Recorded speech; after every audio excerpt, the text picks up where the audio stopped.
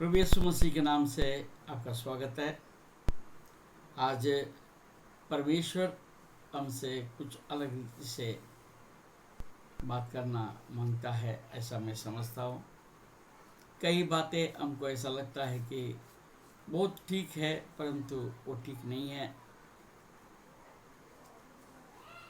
और कई कई चीज़ ठीक नहीं लगता है मगर वही ठीक भी होता है। Praise the Lord. जब परमेश्वर का वचन को जब कभी हम पढ़ते हैं तो हमको बहुत ध्यान रखने की जरूरत है, क्योंकि पवित्र आत्मा आपसे हमसे बात करता है कि वो बात को हम समझे। वो बात को हम कैसे समझेंगे? जब पवित्र आत्मा का आपके अंदर अगुवाई रहेगा, यदि आपका संबंध परमेश्वर के साथ बना रहेगा, तभी आप परमेश्वर के वचनों को अच्छे रीति से आप समझ पाएंगे।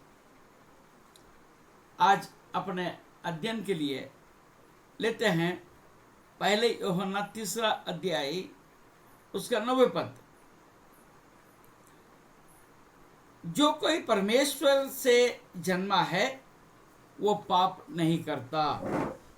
जो कोई परमेश्वर से जन्मा है वो पाप नहीं करता, क्योंकि उसका बीज उसमें बना रहता है और वो पाप कर ही नहीं सकता, क्योंकि परमेश्वर से जन्मा है। इस वचन को लेकर कई लोग कई प्रकार के विचार करते हैं। अगर इस वचन को यदि आपको समझना है तो इसका पहले का वचन को भी समझने की जरूरत है। 8 पद में हम देखते हैं, जो कोई पाप करता है वह शैतान की ओर से है, क्योंकि शैतान आरंभी से पाप करता आया है। परमेश्वर का पुत्र इसलिए प्रकट हुआ कि शैतान के कामों को नाश करे। हालेलुया। तो ये जो 3 अध्याय 90 पद के ऊपर से मैं आपको कुछ 7 बातों को बताऊंगा जो लोग गलतफहमी में रहते हैं, बराबर समझ नहीं आने से तो भिन्न भिन्न रीति से सोचते हैं। Praise the Lord. तो पहले बात यह है, ये वचन में जो लिखा है, जो कोई परमेश्वर से जन्मा है वो पाप नहीं करता, एक बात। दूसरी बात, वो पाप कर ही नहीं सकता। Praise the Lord. ये बात के ऊपर दुनिया सोचती है, प्रभु यीशु मसीह को ग्रहण कर लिया है, आप पाप नहीं करेंगे। ऐसा नहीं होता। Praise the Lord. इसका मतलब क्या है? जो कोई पाप करता है वो शैतान है। Praise the Lord. तो ये समझ आपके अंदर आना चाहिए। तो प्रभु आपके अंदर है, आप प्रभु के हैं, और आप प्रभु से चलाए हुए यदि चलेंगे तभी ही आप पाप से बच सकते हैं। हालेलुया। केवल आप अपना बपतिस्मा लेने के कारण से या बाइबल पढ़ने के कारण से ऐसा नहीं है। पाप कर सकता है। अच्छे अच्छे परमेश्वर का दास लोग पाप में गिर जाते हैं। परमेश्वर अनुग्रहकारी है, उसको वापस उठा के परमेश्वर खड़ा करता है, एक अलग बात है। नहीं कर सकता, वो इसलिए बताता है, आप यदि परमेश्वर के हैं, आपके अंदर ये शुद्धि है, आप समझते हैं आप परमेश्वर से हैं, आप पाप नहीं कर सकते। दूसरी बात, वो पाप जो है वो हकीकत में पाप है ही नहीं है। ऐसे भी कई लोग सोचते हैं, क्योंकि हमारा पाप तो धो दिया है, प्रभु यीशु मसीह का लहू से धो दिया गया, फिर मेरे अंदर पाप कहाँ है? ऐसा नहीं। आपने अभी तक जो पाप किया है, जिन पापों को आपने देखिए, जिन पापों को आपने अंगीकार किया और जिन पापों के लिए आपने क्षमा मांगी, वही तो क्षमा हुआ। ऐसे भी कई पाप होता है जो आपने अभी तक अंगीकार ही नहीं किया, आप उसके लिए क्षमा ही नहीं मांगा, वो कहाँ आपका क्षमा हुआ है? नहीं हुआ है। Praise the Lord. जिस प्रकार लोग अपने घर में पार्टी लगा के रखते हैं, इस घर का मुखिया प्रभु है करके, वो कहाँ तक है? मेज तक। वो मेज तक, वो सामने के कमरे तक, अंदर में जो मर्जी में करता हूँ, फिर कैसा होगा? ये बात को समझने की जरूरत है। और तीसरी बात हम इसी से संबंधित है, कई लोग ये सोचते हैं मैंने बपतिस्मा ले लिया है, यीशु मसीह को मैंने उद्धारकर्ता मान लिया है, इसलिए मेरा पाप सब क्षमा हो गया, धुल गया। आपके पाप जब ही धुल सकता है जब आप ये बात को समझे कि मैंने क्या पाप किया है। आपको मैं अपने मेरे गवाही में दूंगा, जब मैंने प्रभु को ग्रहण किया था ये 1981 में, मगर मैंने मन नहीं फिराया था। मैंने अपने आप को परमेश्वर के हाथ में जरूर से दिया था, मगर संपूर्ण रीति से मन नहीं फिराया। मगर ये बात कब हुआ? 1983 में। 1983 में जब मैंने प्रार्थना किया, मैंने पापों के लिए मैं पश्चाताप किया, जब क्षमा मांगने शुरू किया, तो परमेश्वर ने मेरे बचपन से लेकर हर एक बात को मेरे सामने लाया। मैंने हर एक बात को परमेश्वर के साथ मैंने बोला, मुझे क्षमा कर, मुझे क्षमा कर, मुझे क्षमा कर। तो मैं समझता जितने बातों के लिए मैंने क्षमा मांगा उतने को मुझे क्षमा मिल गया। Praise the Lord. ऐसा नहीं होता किसी मनुष्य को कि सारा का सारा मैंने पापों को क्षमा मांगा। कई बातों में हम ऐसा लगता है इसको क्षमा मांगने की जरूरत नहीं है, ये मैंने जो कुछ भी किया ठीक ही किया। मगर वो कब आपको समझ में आएगा? जब समय आने पर, जब परमेश्वर के साथ जब वार्तालाप होंगे, जब मुठभेड़ होगा, तब आपको समझ में आएगा। इसलिए जिन पापों को आपने कन्फेस किया है, आपने अंगीकार किया है, जिसके लिए आपने क्षमा मांगी है, वो पापों को परमेश्वर ने क्षमा किया है। Praise the Lord. ये बात को समझने की जरूरत है। चौथी बात कि अब जो है हमने क्षमा मांग लिया है, अब मुझे कोई बात का चिंता करने की जरूरत नहीं है, मुझे परमेश्वर ने अपने लहू से धो दिया है।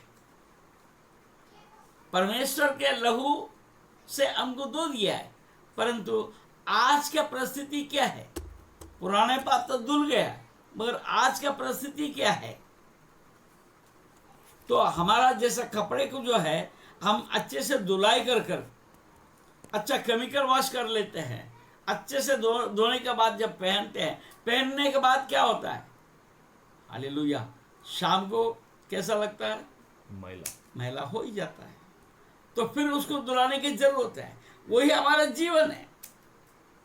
इसका मतलब ये नहीं है हर बार आप पाप करते जाओ, क्षमा मांगते जाओ, ऐसा नहीं। पाप क्षमा मांग सकते हैं, हर रोज मांग सकते हैं। किन पापों के लिए? जो नई तरीके से, नई बातों को जो आपने किया है। जो एक पाप को पहले किया, आपने क्षमा मांगा, फिर भी वही पाप अगर करेंगे, परमेश्वर का क्षमा आपको कैसा मिल सकता है? आपको सोचने के बात है। हालेलुया। इसलिए यीशु मसीह के ऊपर विश्वास करने का मतलब ये नहीं है सब पापे धुल गया, मगर आप हर रोज आपको नवीनीकरण होने के जरूरत है। हालेलुया। हालेलुया। पांचवी बात, कई लोग सोचते हैं कि ये पाप हमारा अंदर है ही नहीं है, ये हमारा अंदर आ ही नहीं सकता। ऐसा नहीं होता। Praise the Lord. हाँ, कई अच्छे अच्छे परमेश्वर का दास लोग गिर गए, कई प्रकार के पापों में गिर गए। क्यों गिर गए? शैतान की चाल में वे लोग फंस गए, उनके जाल में फंस गए। हर रोज शैतान जो है हमारा पीछे लगा रहता है, कोई ना कोई षड्यंत्र करता है, हमें धोखा देता है, हमको भटकाता है, हम कभी कभी भटक जाते हैं। इसलिए हम ऐसा नहीं सोच सकते हैं हमारे से पाप एकदम से दूर हो गया है। हालेलुया। और छठवीं बात है, ये पाप तो थोड़ा बहुत कभी कभी चल जाता है, वो क्षमा हो जाएगा, ऐसा भी नहीं होता। हालेलुया। हाँ, तो हर समय पाप करना है, पाप है ऐसी बात नहीं है। आप चाहे एक पाप करो चाहे 1000 पाप करो, पाप पाप है। इसलिए आपको सावधान रहने की जरूरत है। उसे पाप में छोटा पाप और बड़ा पाप नहीं है, पाप यानी पाप ही है। हालेलुया। आप पूरे शर्ट के अंदर एक एक राही